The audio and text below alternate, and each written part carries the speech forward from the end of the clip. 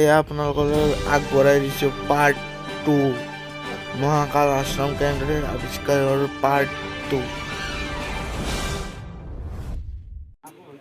এয়া দেখুৱাইছোঁ মই লোকগীত গাবলৈ আহিছে হাজোৰ ছাইডৰ পৰা আপোনালোকক দেখুৱাইছোঁ লোকগীতটো আপোনালোকক মই লাষ্টৰ শুনাম। আগতে আপোনালোকক মই আগবঢ়াই দিছোঁ চাওক। এয়া হ'ল মহাকাল মন্দিৰ। কিমান ডাঙৰ শিলৰ তলত ভগৱান শিৱ স্থাপিত হৈ আছে দেখুৱাম মই চেষ্টা কৰিছোঁ অলপ চাব। এয়া চাওক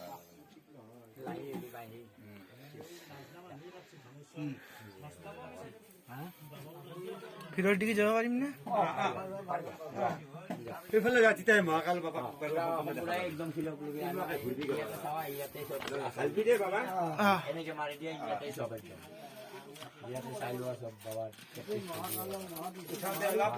এয়া আপোনালোকক মই দেখুৱাইছোঁ এয়া মহাকাল মন্দিৰৰ গৰ্ভগৃহ দেখুৱাইছোঁ মই। এই চাওক এয়া গৰ্ভগৃহ হয়।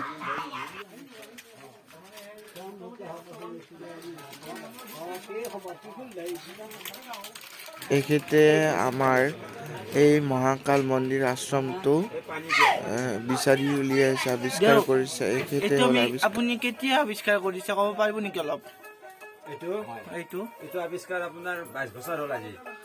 22 বছৰ আন্দোলনৰ পাছত অসম আন্দোলনৰ 2 বছৰ বা 3 বছৰ এনেকুৱা এটা আয়ত্তন আমাৰ।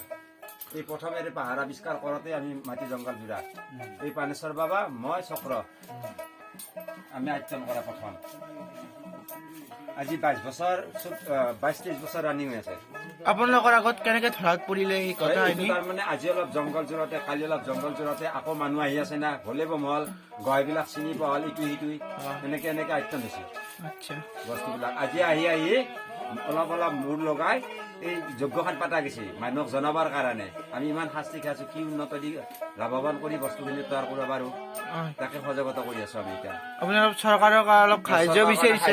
সাহায্য বিচাৰি বৃহৎ যজ্ঞ পতা বুলি সেইকাৰণে যে অকমান ৰাইজেও গম পাওক। তাৰোপৰি আপোনাৰ আমাৰ ওপৰ অঞ্চলীয়া আৰু তেনেকুৱা ডাঙৰ বহুতেই আছে, তেওঁলোকক অকমান গম পাওক। গতিকে যে কি ঠাই আছে, কেনেকুৱা আছে, কিয় বা আছে, এইবোৰ ঠাই অসমৰ নহয়, মোৰ ভাৰতবৰ্ষতে কিজানি নাই।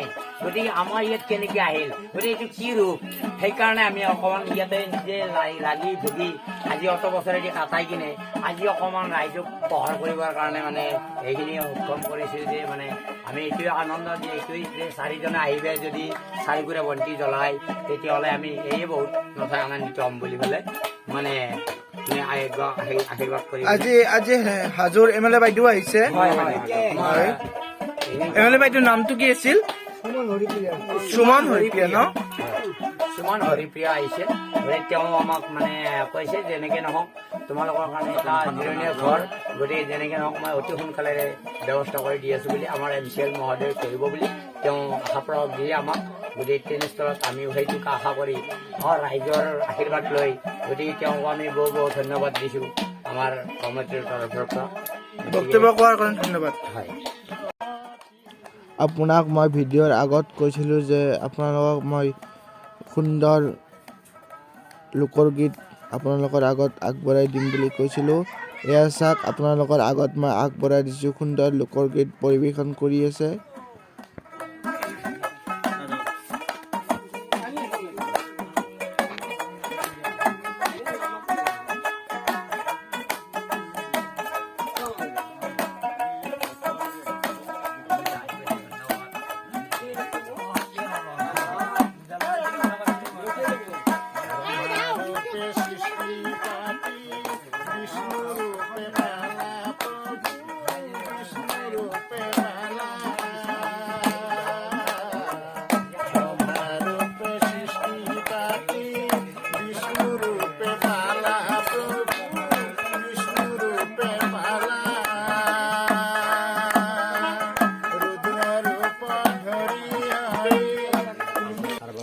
কৰি কিনে আনন্দ কৰি কিনে ভৱিষ্যত আকৌ হওক বুলি পেলাই আশা কৰক। তাৰ বাবে আমি নথৈ আনন্দিত হ'ম। Thank you. মন্দিৰটো গভীৰ লক্ষ্য যাতে বাৰু হওক। হ'ব দিয়ক।